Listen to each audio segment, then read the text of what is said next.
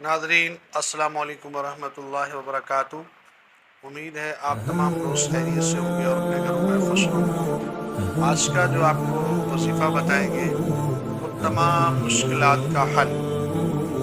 वो दोस्त जो कहते हैं परेशानी है, कारोबार की बंदिश है, रिश्तों की बंदिश है और तरह तरह के ख्यालात आते हैं, ऐसे तमाम दोस्तों के लिए एक बेहतरीन वजीफ़ा कुरान पाक से आपको देंगे।